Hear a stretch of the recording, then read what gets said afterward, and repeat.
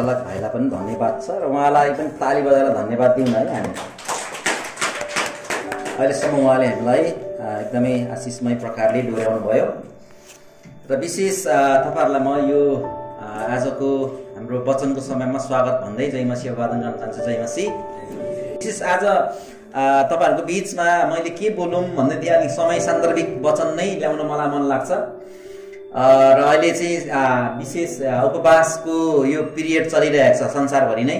Campus crusade एउटा यस्तो संस्था हो जो चाहिँ क्रिस्चियन एउटा कम्युनिटीमा काम गर्ने र क्रिस्चियन एउटा विश्वास अनि एउटा आस्थालाई अनि त्यो चाहिँ प्रचार गर्ने कुरामा पनि, मण्डली निर्माण गर्ने कुरामा पनि यो क्याम्पस क्रुसेड प्रत्यक्ष रूपमा अप्रत्यक्ष रूपमा चाहिँ यसले सेवाकाई गरिरहेको। अहिले चाहिँ संसारभरि नै क्याम्पस क्रुसेडले चाहिँ यसरी यो एउटा उपवास प्रेयर, फास्टिङ प्रेयरको एउटा यसलाई के भन्छ, मुभमेन्ट्स भन्छ, प्रयास गरिरहेको छ विश्वलाई एउटै बनाउने हिसाबले रहेर। त्यसकारण हामी उपवास बस्नेहरू को हुनुहुन्छ एकचोटि हात उठाउनुहोस् त। तपाईहरुको लागि स्पेशलै हुन्छ हैन, हात उठाउनुहोस् त को हुनुहुन्छ, मैले अलिक चिनेको छैन।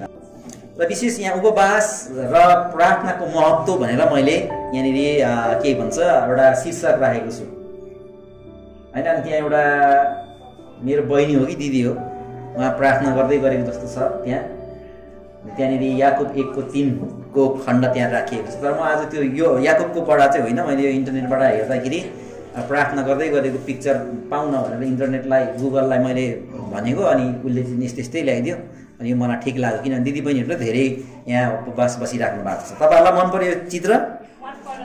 बाइबलले उपवास सम्बन्धी के भन्छ भन्ने कुराहरू, यसको महत्त्व चाहिँ किन छ त भनेर हामी हेर्न गइरहेका छौँ। फास्टिङ के हो भन्ने विषयमा हामीले पहिलेदेखि पनि सुनिरहेका छौँ हैन।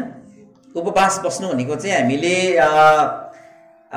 खाना नखाइकन आफू शरीरलाई हामीले जुन भोजन हामी शरीरको निम्ति खाने गर्थ्यौँ त्यो भोजन नलिकन चाहिँ हामी प्रभुसँग एउटा प्रार्थनामा रहिरहनु, परमेश्वरसँगको सम्बन्धमा हामी रहिरहनु भन्ने कुरालाई चाहिँ नि फास्टिङ भन्ने गरिन्छ हैन। केही नखानु, केही नपिउनु, त्यो कुरामा चाहिँ फास्टिङ छ। तर अहिले चाहिँ अलिकति क्याम्पस क्रुसेडले चाहिँ धेरै सजिलो तरिकाको फास्टिङ सुरु गरिदिएको छ हैन।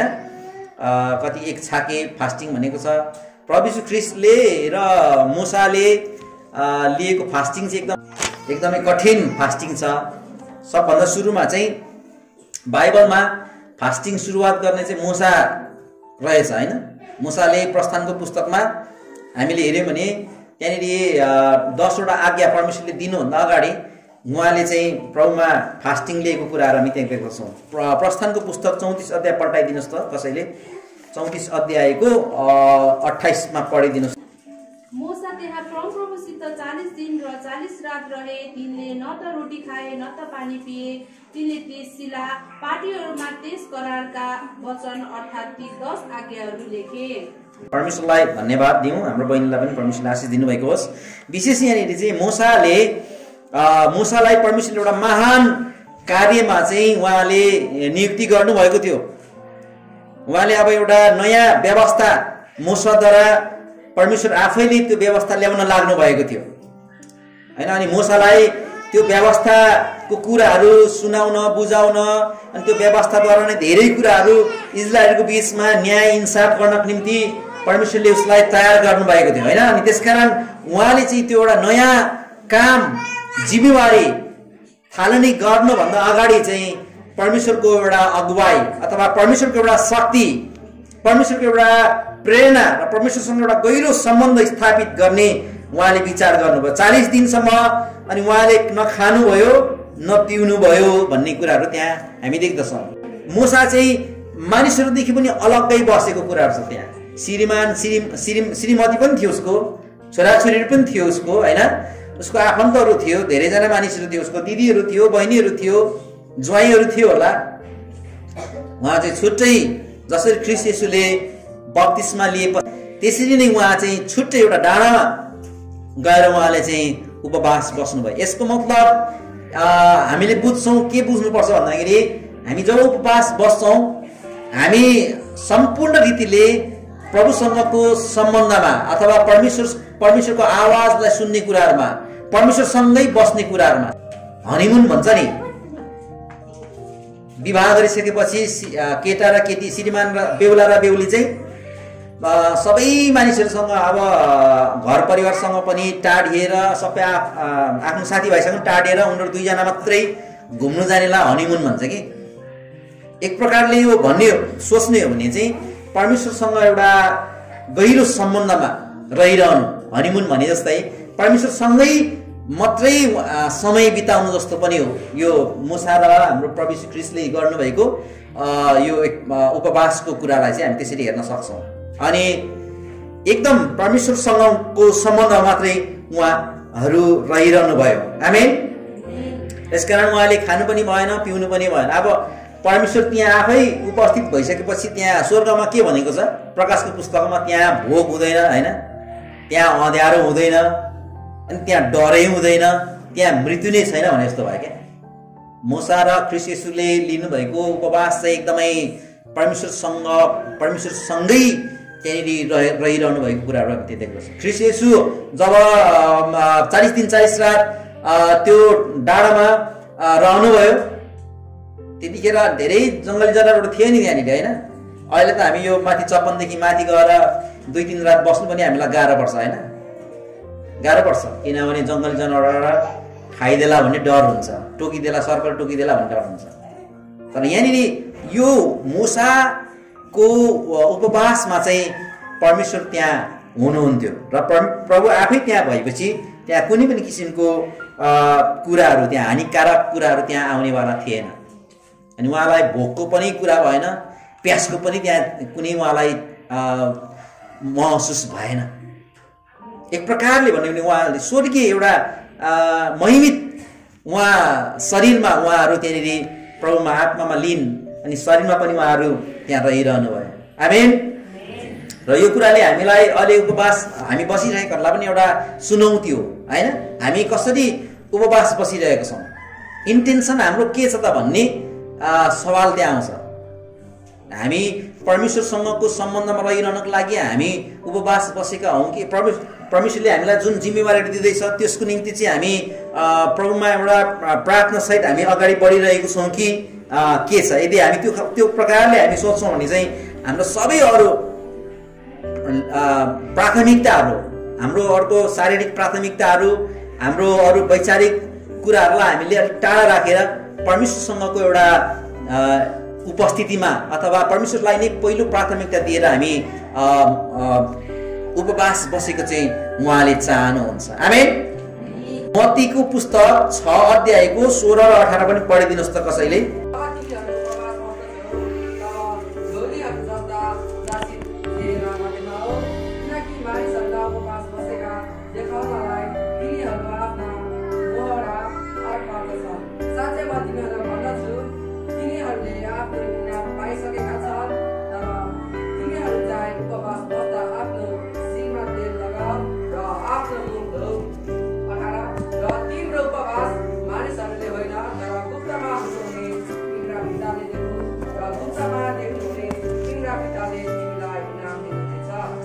आमेन।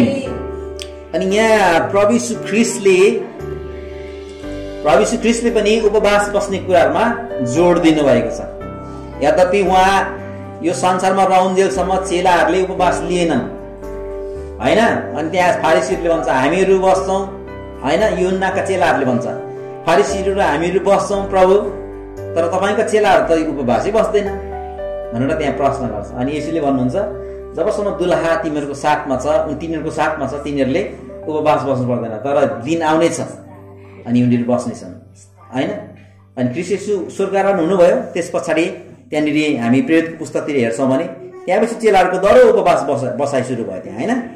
हामी त्यो कुराहरू देख्दछौँ। त्यस कारण गर्दाखेरि उपवास बस्नको निम्ति प्रभु यीशु ख्रीष्टले पनि हामीलाई यहाँनिर उत्साहहरू दिनुभएको छ। यहाँनिर उपवास बस्ने कुरामा चाहिँ ढोगीहरू जस्तो नबस भनेर त्यहाँनिर भन्नुभयो। ढोगीहरू भनेको मतलब चाहिँ उपवास चाहिँ उनीहरू त्यतिखेर बस्थे, शास्त्री फारिसीहरू त्यतिखेरका धर्मगुरु भनौँदाहरू, यहुदी धर्मगुरुहरू बस्थे, तर उनीहरू चाहिँ मानिसको अगाडि आफूलाई धार्मिक ठहर्याउनको निम्ति चाहिँ उनीहरूले उपवास बस्थे। त्यसकारण येशूले तिनीहरूलाई भन्नुभयो अनि तिनीहरू जस्तो नबन अनि तिनीहरूको अँध्यारो उमो लाउँछ। अनि के भयो तिमीहरूलाई भनेर भन्दाखेरि चाहिँ अनि उनीहरूले भन्छ तिमीहरू जस्तो हो हामी यति दिनको फास्टिङमा बसिरहेको छु भनेर चाहिँ उनीहरूले फुर्ती लगाउनुको लागि उनीहरूले चाहिँ त्यो खालको कुराहरू गर्थे। त्यहाँ येशू ख्रीष्टले त्यही भएर भन्नुभयो तिमीहरू आफ्नो मुख धुवा अनि त्यहाँ पछाडि कपालमा तेल लगाऊ अनि एकदमै राम्रो अनुहार लिएर तिमीहरू चाहिँ बस र तिम्रो गुप्तमा हुने मानिसले थाहा नपाउन् के तिमीहरू उपवास बसेको भन्ने कुरा चाहिँ मानिसले थाहा नपाउन् भन्ने हिसाबले अनि त्यहाँ येशू ख्रीष्टले भन्नुभयो होइन। त्यस कारण गर्दाखेरि हामीले उपवास बसेको कुराहरू हामीले मानिसहरूलाई तपाईँको साथीहरूलाई हामीले सुनाउँदै हिँड्नुपर्छ भन्ने छैन। थाहा नहुन् र गुप्तमा प्रभु यीशु अथवा परमेश्वरले अनि तिमीहरूलाई देख्नु नै छ र त्यसको इनाम हामीलाई परमेश्वरले नै दिनुहुन्छ। अनि त्यतिखेरका धेरै शास्त्री फारिसीहरू चाहिँ अनि अरूहरूले थाहा पाउन् अनि यिनीहरू चाहिँ अलिक राम्रो रहेछन् धर्मी रहेछन् भन्ने थाहा पाएर चाहिँ अनि यिनीहरूले हामीलाई आदर गरून् भन्ने हिसाबले उनीहरूले गर्थे।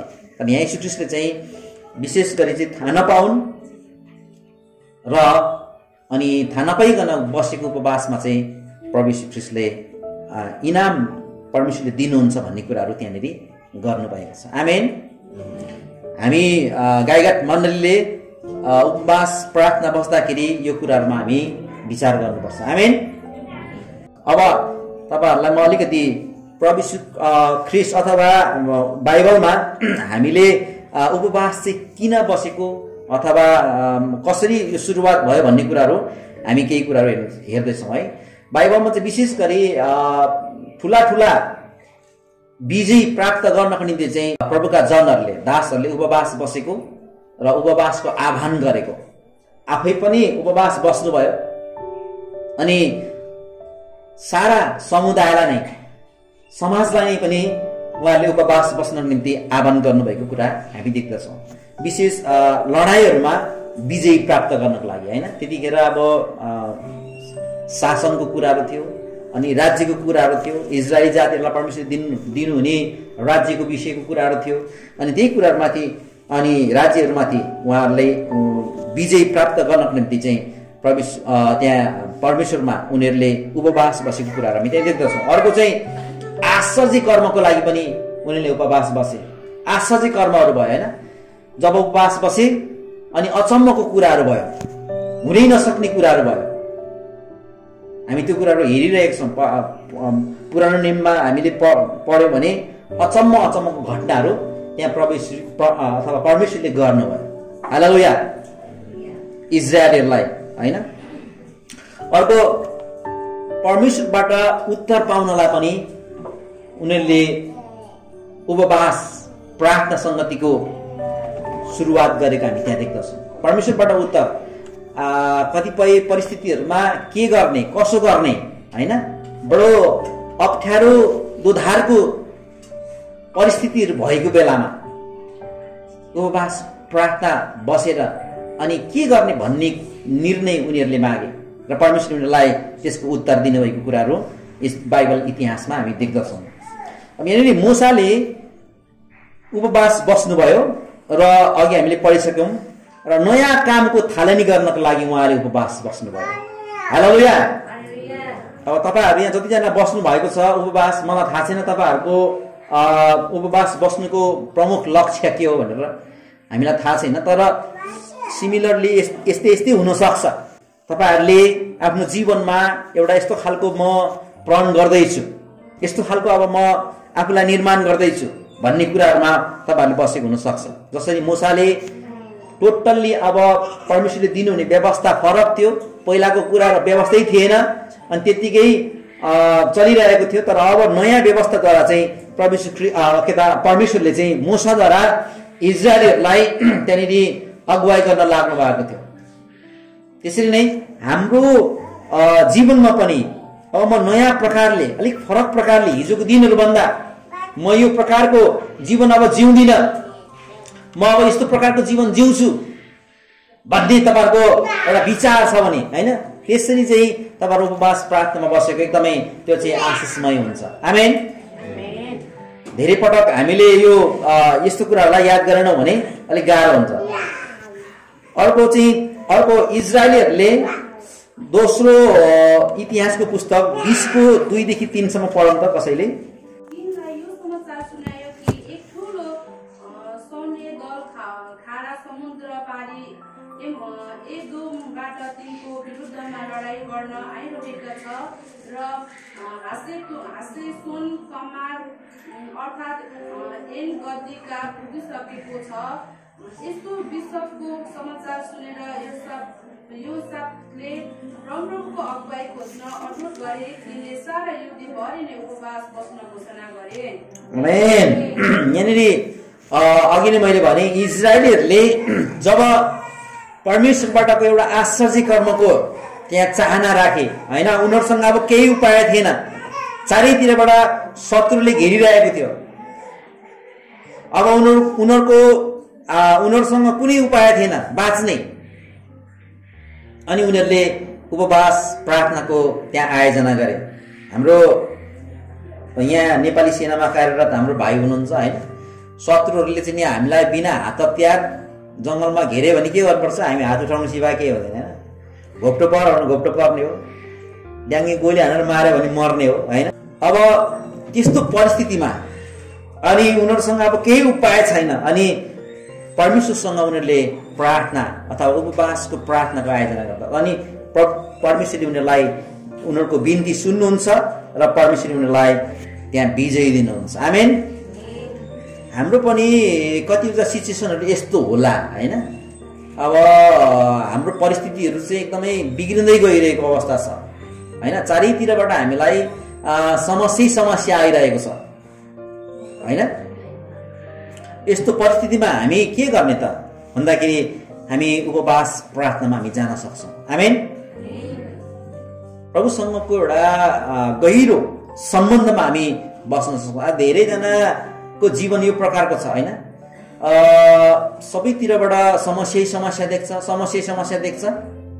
ओहो म त झन खत्तम भइसकेँ, अनि त्यहाँ पछाडि अब मर्नु सिवाय केही छैन, अब विदेश भाँसिनु सिवाय केही छैन हैन, खाडी मुलुक नगई अब कामै भएन भन्ने उनीहरूको विचारमा पुग्छ।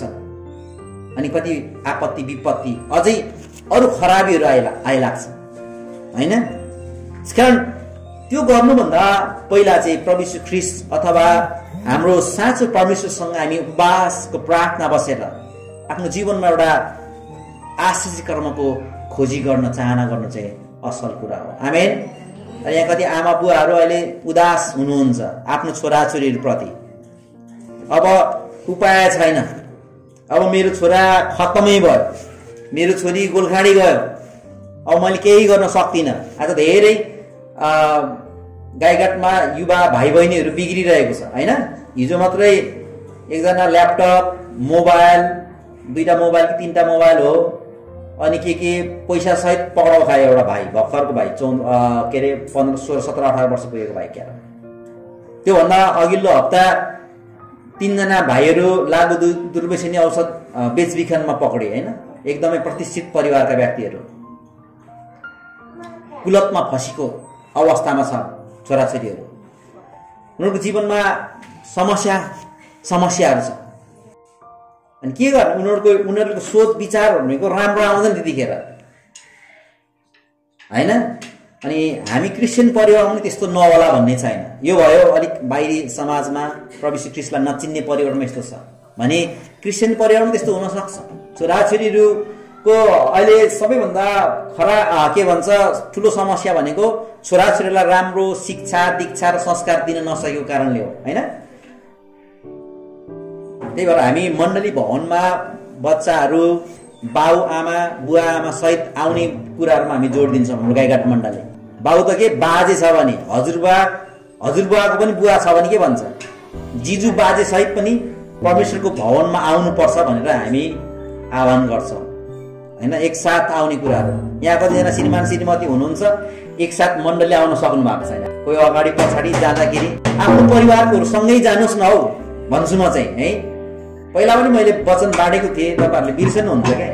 बाउ बाजे हैन, काका काकी सासू ससुरा मामा माइजूहरू हुनुहुन्छ, काका काकीहरू हुनुहुन्छ, नन्द भाउजू हुनुहुन्छ यहाँ हाम्रो सुमित्रा र गीता नन्द भाउजू होइन, यहाँ पाण्डु बहिनी र हाम्रो शशिकला दिदी दिदी बहिनी पनि हो, नन्द भाउजू पनि हो होइन।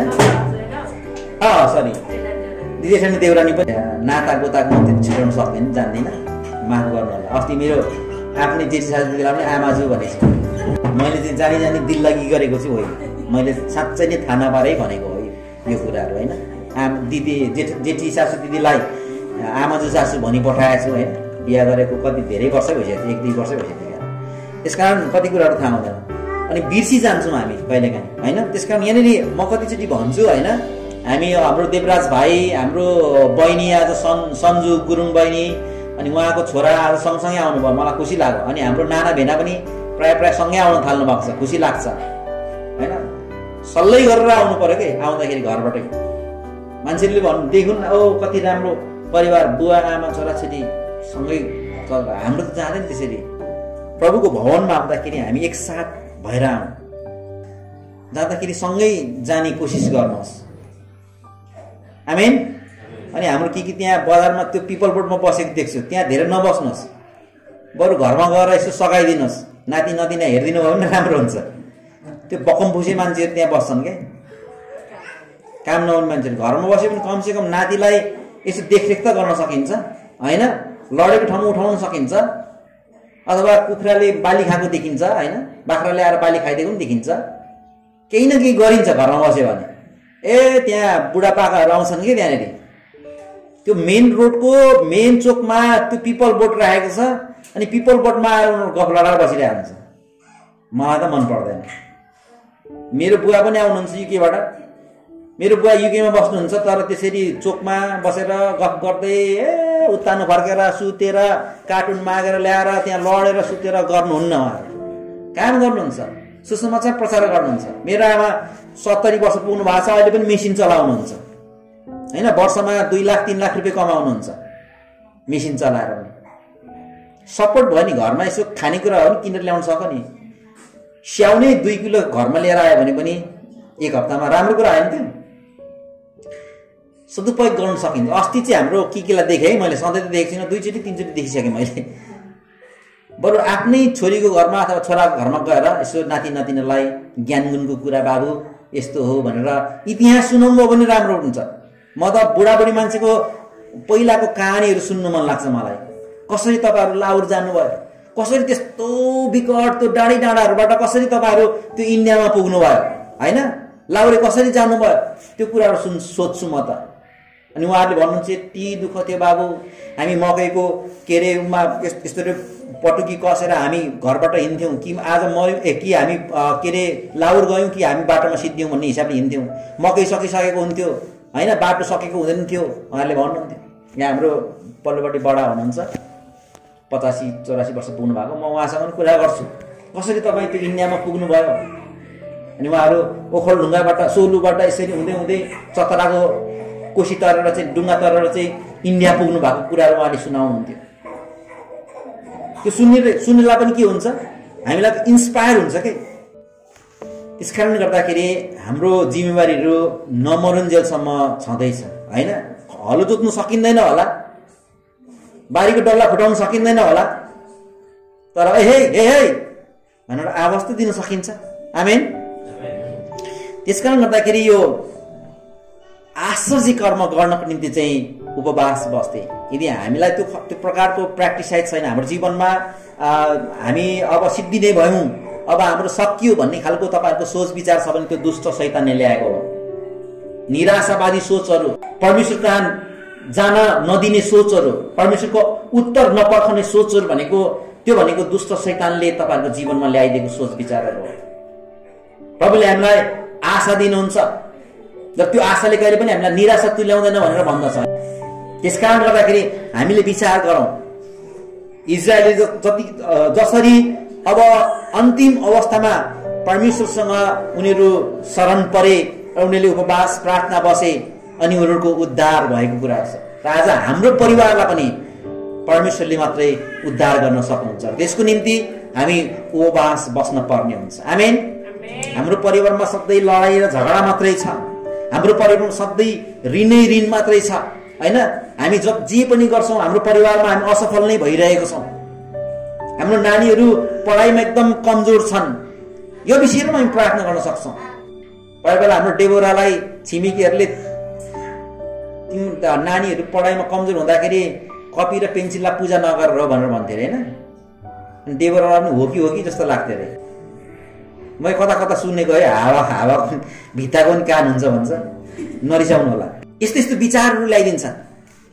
तर हामी परमेश्वरसँग जान्नुपर्छ, के कारणले हो मेरो नानी पढाइमा विक भइरहेको छ। कहिलेकाहीँ त आमा बुवाको कारणले पनि छोराछोरीको पढाइ बिग्रिरहेको छ। आमा बुवा चाहिँ खाना खाने बेलामा बाजेकै लात्ताले डङडङ हानाहान गर्छ।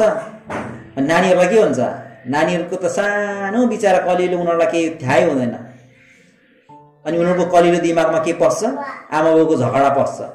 अब डर पो आउँछ यहाँ हृदयमा त।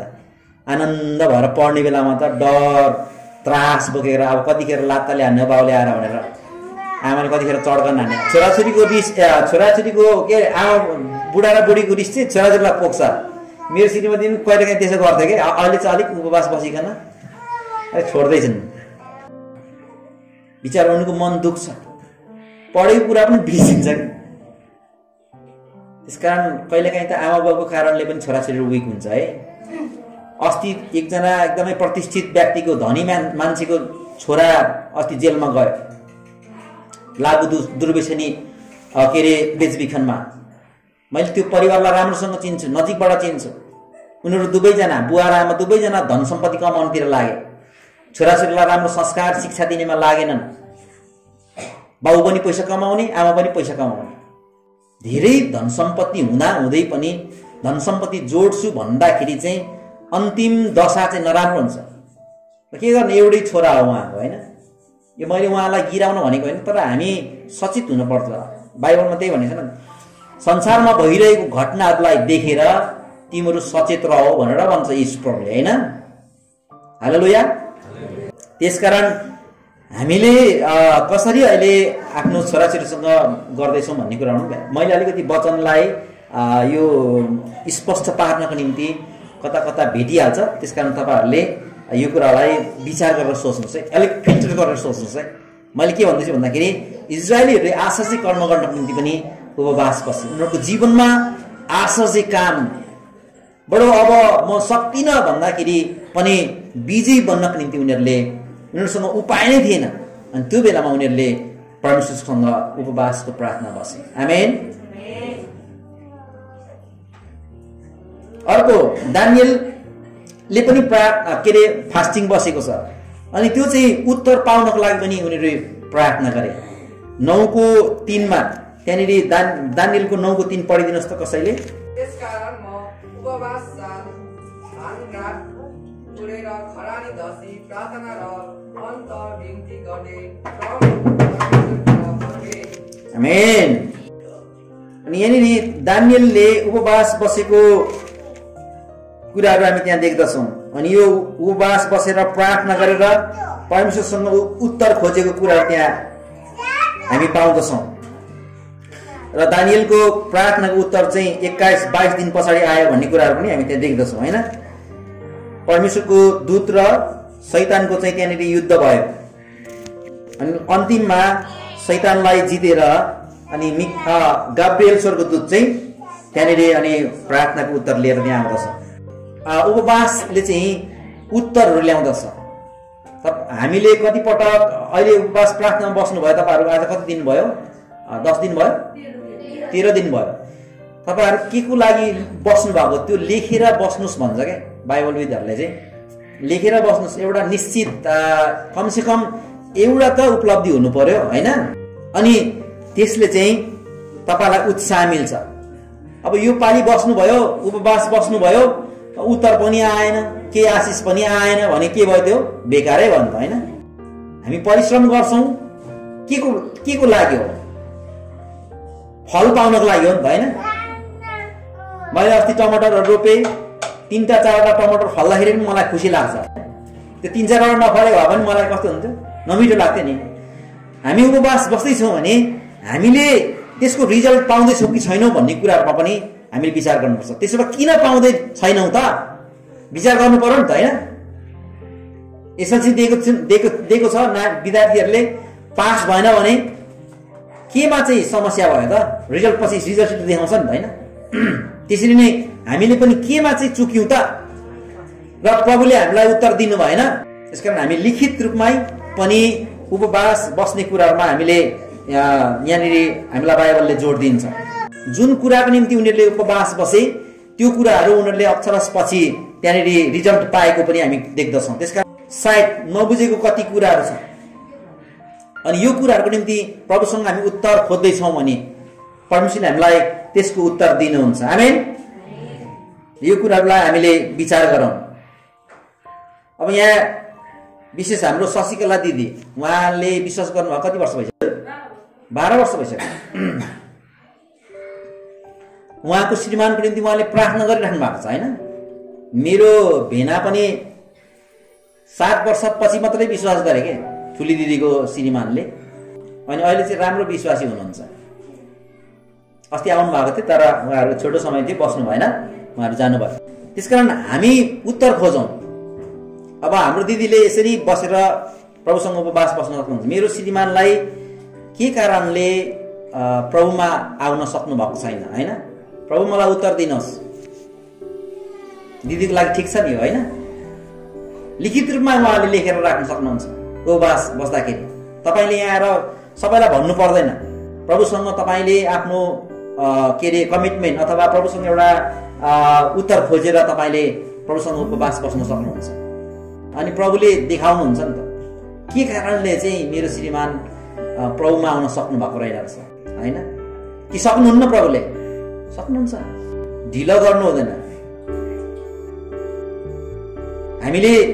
हामीलाई पवित्र आत्मा परमेश्वरले जे कुरा अगुवाई गर्नुहुन्छ सायद उहाँको लागि यो राम्रो कुरा हुन सक्छ हैन? 12 वर्ष भनेको नट जोक भन्छ नि, चान्चुनी कुरा हैन। 12 वर्ष बाफरे बाफरे सँगै बस्ने, सँगै खाने, सँगै सुत्ने श्रीमान हैन? मेरो दिदीको लागि पनि चुनौती थियो 7 वर्ष। त्यसकारण हाम्रो लागि चुनौती छ।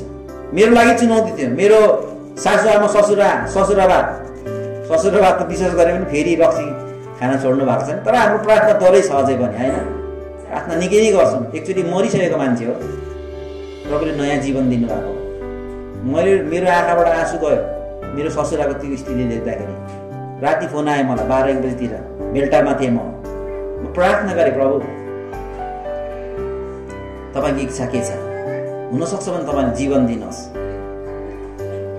अनि बिहान फोन गर्दाखेरि त जिउँदो भएको छ। प्रभुले अचम्मको काम गर्नुहुन्छ हैन? मलाई धेरै मेरो हृदय त्यतिखेर फुटेर रोयो हैन? म बेल्टरमा थिएँ, कार्यक्रममा थियो, म आउन सक्दिन थिएँ। अनि ससुरा भयो यहाँ एकदमै समस्या। अनि प्रभुसँग मैले प्रार्थना गरेँ। म अरु कोसँग जाने हैन? म कहाँ कुद्ने त्यतिखेर राति? अनि प्रभुसँग मैले उठेर प्रार्थना गरेँ, घुँडा टेकेर। अनि प्रभुले साँच्चै उहाँलाई जीवन दिनुभएको छ। अनि त्यसको केही महिना पछाडि उहाँले ग्रहण गर्नुभयो। यद्यपि अहिले त ग्रहण गर्नु भएको छ। आमेन।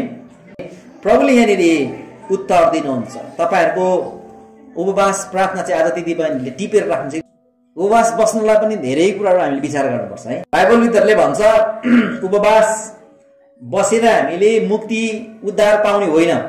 मुक्ति उद्धार चाहिँ हामीले उपवास नबसी पाउने हो। तर हामी अझै प्रभुसँग इन्टिमेट एउटा आशिषित जीवन जिउनको लागि हो। प्रभुमा आत्मिक एउटा विशेष विजयी जीवन जिउनको निम्ति हो। तर त्यसको लागि चाहिँ पहिलो सर्वप्रथम चाहिँ शरीर चाहिँ तयार रहनुपर्छ। आमेन। तपाईको शरीर तयार छैन भने नलिनुहोस्। शरीर पनि तपाईहरुको स्वास्थ्य हुनुपर्छ भनेर भन्दछ। हाम्रो आमाले उपवास बस्दाखेरि धेरै नै विचार गर्नुपर्छ भनेर भन्नुहुन्छ हैन? अस्ति हाम्रो पारिवारिक प्रार्थना संगतिमा उहाँले झन्डै 15-20 मिनेट त उहाँले आफ्नो उपवासको अनुभवहरू बताउनु भयो हैन? म पनि यसरी बसे, धेरै बिरामी भए भनेर उहाँले भन्नुहुन्छ। अनि धेरै समस्याहरू आउँछ। जब उपवास बसिन् त्यतिखेर झन् धेरै समस्याहरू आउँछ। यसको मतलब के हो कि उपवास बस्नै नबस्नु चाहिँ होइन, तर एकदमै पूर्ण रूपमा आफू तयारी भएर बस्नुपर्छ। बाइबलविदहरूले त के भन्छ भने कति बाइबलविदहरूले चाहिँ खानेकुराको सहित लिस्ट बनाएर बस्नु पर्यो के धेरै कुराहरू छ प्रियहरू। त्यसकारण तपाईहरुले गहिराईमा प्रभुसँग प्रार्थना गरेर बुझ्नुहोस् यो कुराहरू। म सबै कुराहरू बताउन सक्दिनँ। प्रभुले नै तपाईहरुको आत्मामा यो कुराहरूबाट बोल्नु भएको होस्। हैन, दानिएलले उत्तर पाउनको लागि उपवास बसे। अब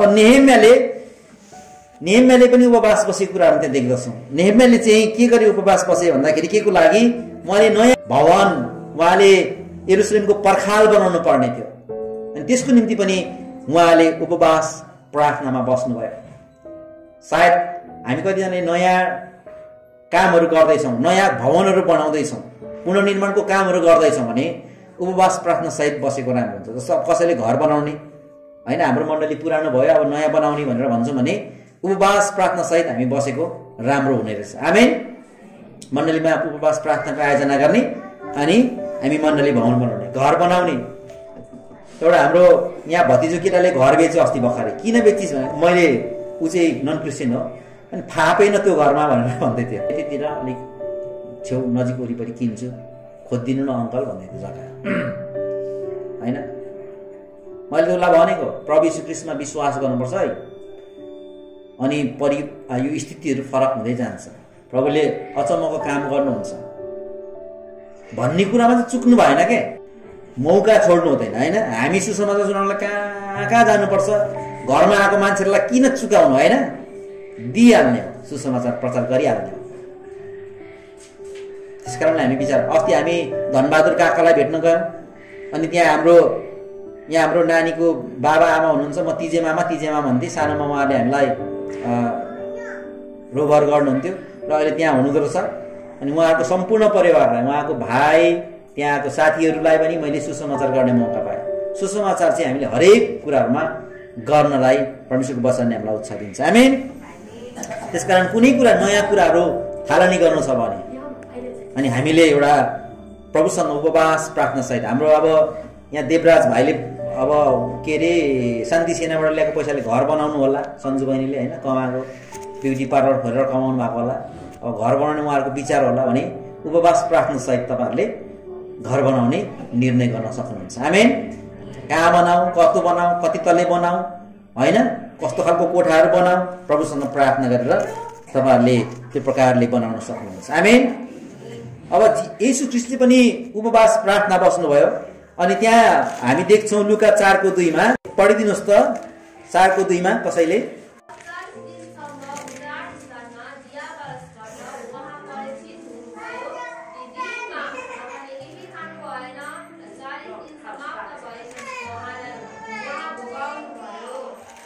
आमेन।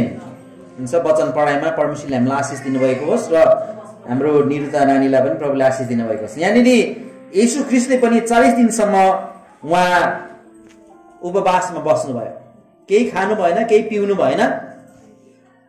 अनि उहाँलाई चाहिँ शैतानले के गर्यो? परीक्षा गर्न आयो।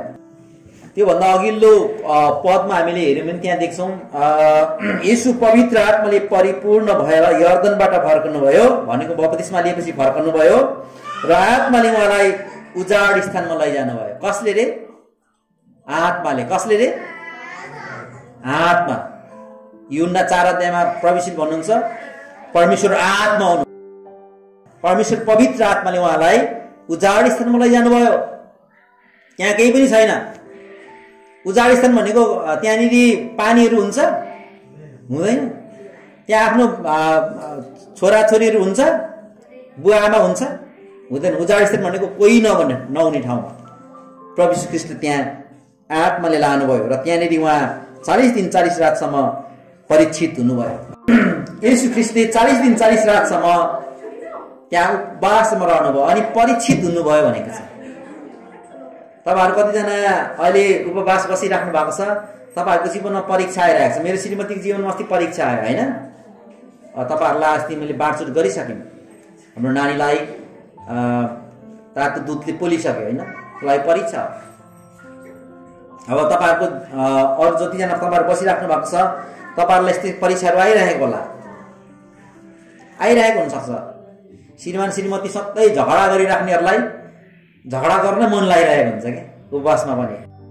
तर हाम्रो कतिवटा कुराहरूलाई हामीले विचार गरेर त्यो कुराहरूमाथि संयमता अपनाउनु। मेरो श्रीमतीलाई अलिक संयमता अपनाउँछ कि जस्तो लागेको छ आजकल चाहिँ के। अलिक त्यति धेरै रिसाएको देख्दिनँ म। प्रभुले उसलाई आशिष दिँदै हुनुहुन्छ, नभए सानोतिनो कुरामा रिसाइहाल्ने दिन प्रभुले सायद आशिष दिँदै हुनुहुन्छ होइन। उपवासमा चाहिँ धेरै समस्याहरू ल्याइदिन्छ शैतानले। यीशु ख्रीष्टलाई त छोडेन, बाँकी छोडेन भने हामी त मान्छे हौ, अनि हामी मान्छेलाई त झन् धेरै उसले के गर्छ, समस्याहरू ल्याइन्छ। खानेकुराहरूबाट हामीले पहिला पनि हेरिरहेको, खानेकुराहरूबाट प्रभु यीशु ख्रीष्टलाई उसले त्यहाँनिर गर्यो। अर्को कुरा चाहिँ दण्डवत गर्ने, आदर इज्जतको कुराहरू ल्याएर त्यहाँनिर प्रभु यीशु ख्रीष्टलाई त्यहाँनिर परीक्षा गर्यो। अर्को चाहिँ त्यहाँनिर तलपट्टि जाने हो भने सबै कुरा देखायो, संसारिक कुराहरू, अभिलाषाहरू होइन, घर जग्गा जमिन, यो सबै कुराहरू उसलाई देखायो, प्रभु यीशु ख्रीष्टलाई देखायो त्यो शैतानले। अनि यो सबै म तिमीलाई दिन्छु, मेरो आज्ञा मान भनेर भन्दछ। अनि यस्तै कुराहरू अहिले उपवास बस्नेहरूको जीवनमा आउन सक्छ, खानेकुराहरूको समस्याहरू आउन सक्छ।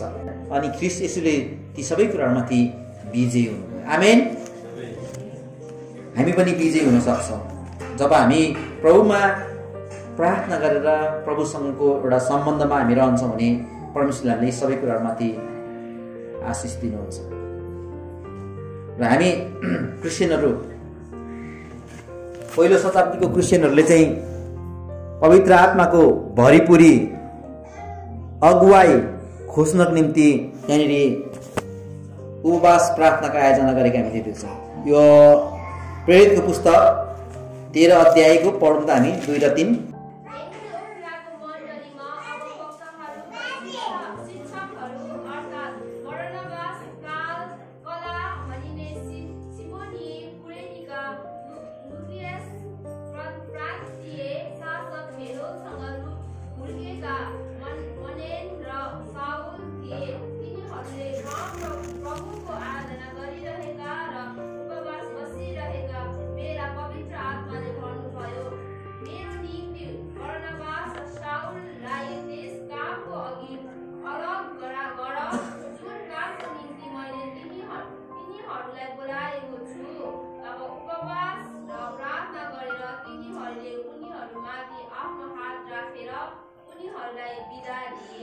आमेन।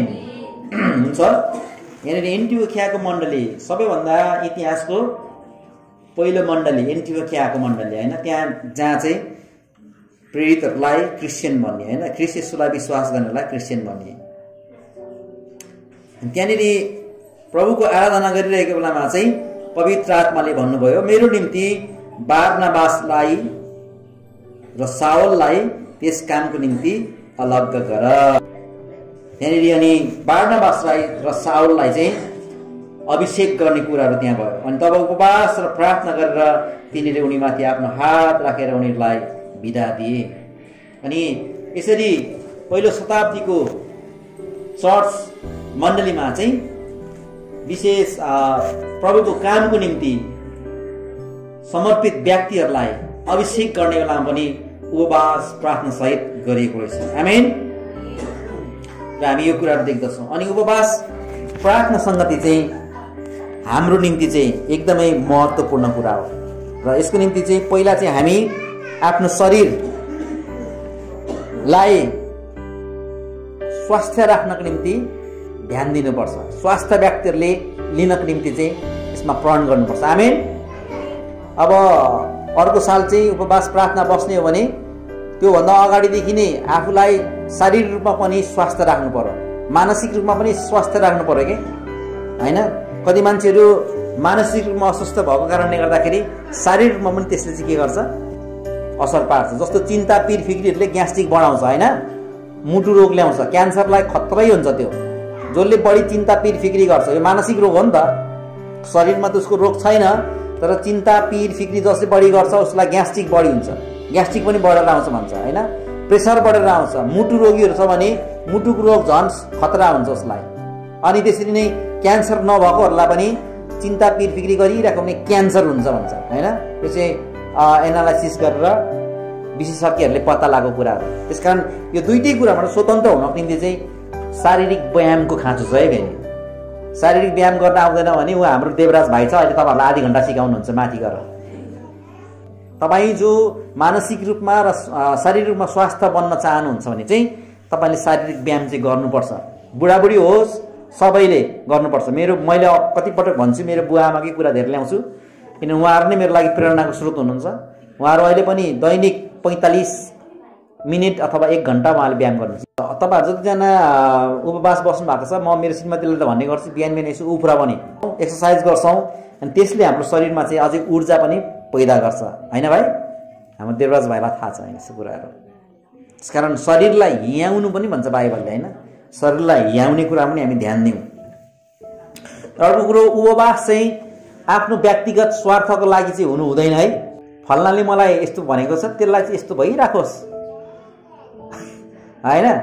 त्यो छिमेकीले मलाई यस्तो गरेको छ त्यसको चाहिँ यस्तो भइराखोस्, त्यसको कुखुरा मरिजाओस्, होइन? आफ्नो आनन्दको लागि चाहिँ होइन है, होइन? फल्नाले मेरो जागिर खुस्काइदियो त्यसको चाहिँ यस्तो भइजाओस्, त्यसको पनि खुस्किजाओस्, होइन? प्रभु त्यसलाई देखाइदिनुहोस्। त्यो प्रकारको उपवास प्रार्थना चाहिँ आशिष हुँदैन, श्राप आउँछ, होइन? त्यसकारण आफ्नो व्यक्तिगत स्वार्थ र आनन्दको लागि चाहिँ उपवास प्रार्थना लिनु हुँदैन। उपवास प्रार्थनाले चाहिँ परमेश्वरको आवाजलाई सुन्नुपर्छ, परमेश्वरको योजनालाई त्यसले पुर्याउनुपर्छ, पालन गर्नुपर्छ र मात्रै हामीलाई आशिष हुन्छ। हाम्रो व्यक्तिगत स्वार्थ, व्यक्तिगत आनन्दको लागि, हाम्रो आफ्नो इन्जोय लिनको लागि चाहिँ होइन, प्रभुसँगको सम्बन्धलाई स्थापित गर्नको लागि चाहिँ हो। आमेन। हुन्छ, मैले धेरै कुरा बताउँदै गर्दाखेरि समय पनि धेरै गइसकेको छ र प्रभुले हामी यो वचनबाट आशिष दिनुभएको होस् र हामी उपवास बस्नेहरूको निम्ति दैनिक नै प्रार्थना गरिरहेको छौँ। मैले त प्रायः गरिरहेको छु र हामी प्रार्थना गर्ने नै छौँ। हस्, आजको वचनबाट परमेश्वरले हामीलाई सबैलाई आशिष दिनुभएको होस्। आउनुहोस् म साटौँ धन्यवादको प्रार्थना गर्नेछु।